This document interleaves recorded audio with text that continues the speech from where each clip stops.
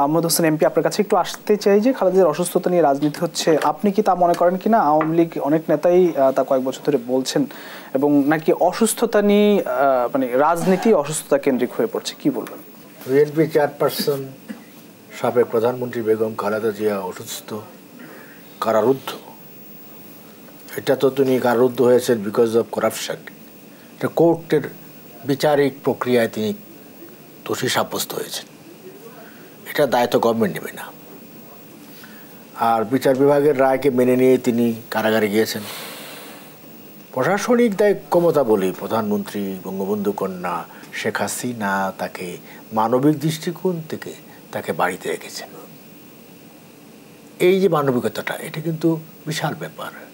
এখানে ডিফারেন্স, যেখানে বেগম জিয়া প্রধানমন্ত্রী শেখ হাসিনা যখন অপোজিশন লিডার ছিলেন, তাকে হত্যা করার জন্য গ্রেনেড ছুঁড়েছিল, গুলি ছুঁড়েছিল, আর সেই প্রধানমন্ত্রী হওয়ার পরে বেগম জিয়াকে কারাগারে না রেখে বাসায় রেখেছেন এবং ফ্রি মাইন্ডে আছেন, ফ্রিলি মুভ করতে পারেন, নেতাকর্মীরা যেতে পারে, উনি দেশে যে কোনো চিকিৎসা করতে পারছেন, এমনকি বিদেশ থেকে ডাক্তাররা এসে চিকিৎসা করে গেছে।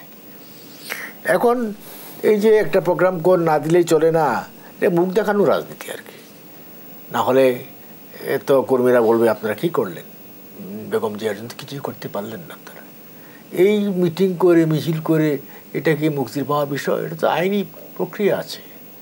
আমরাও তো বলেছিলাম, আমাদের পক্ষ থেকে আইন মন্ত্রীপদে বলেইছিলেন যে হ্যাঁ, উনি যদি মহামান্য রাষ্ট্রপতির কাছে মার্সি পিটিশন দেন তাহলে এটা দেখা যাওয়াতে পারে।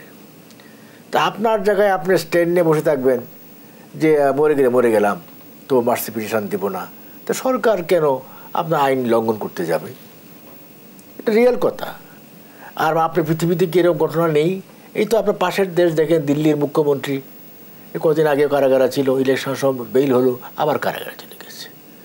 আপনার লালু প্রসাদ, উনি তো কারাগারেই ছিলেন, এখন বেরিয়ে আসছেন। তামিলনাড়ুর মুখ্যমন্ত্রী ছিল যিনি মা বলে সম্বোধিত হতেন, উনি তো কারাগারেই মারা গেছেন। এমনকি সাউথ আফ্রিকার পার্ক সাবেক প্রেসিডেন্ট, উনি কিন্তু কারাগারেই আছেন বিকজ অফ করাপশন।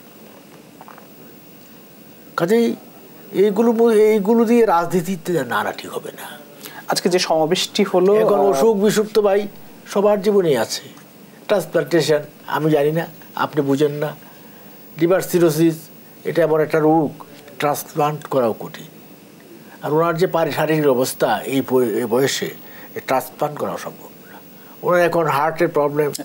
আপনারা আওয়ামী লীগ নেতারা যেটা বলে থাকে যে অসুস্থতা নিয়ে বিএনপি রাজনীতি করছে, হ্যাঁ, অসুস্থতা নিয়ে আর তো কিছু এখন মানুষের সহানুভূতি পাচ্ছে না।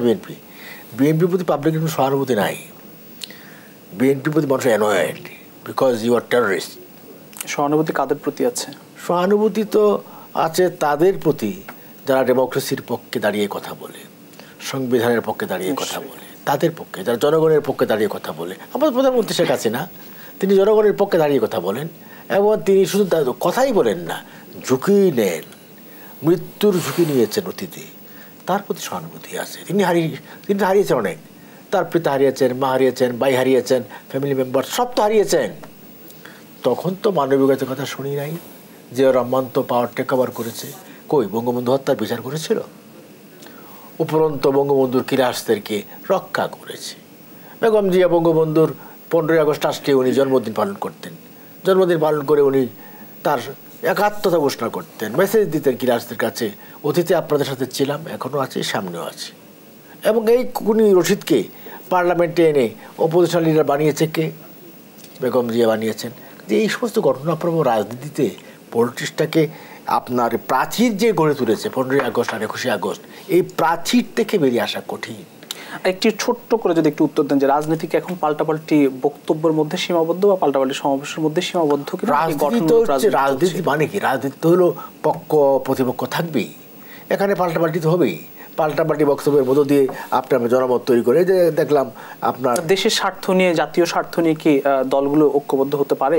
জাতীয় স্বার্থের মতো আগে যুদ্ধ হচ্ছে কোনো দেশের সাথে না। এই যে গণতন্ত্রের প্রশ্নে, মুক্তিযুদ্ধের পরও আমাদের গণতন্ত্রের প্রশ্নে স্বৈরাচার বিরোধী আন্দোলনে দলগুলো এক হয়েছে। আমরা we are in favour of democracy.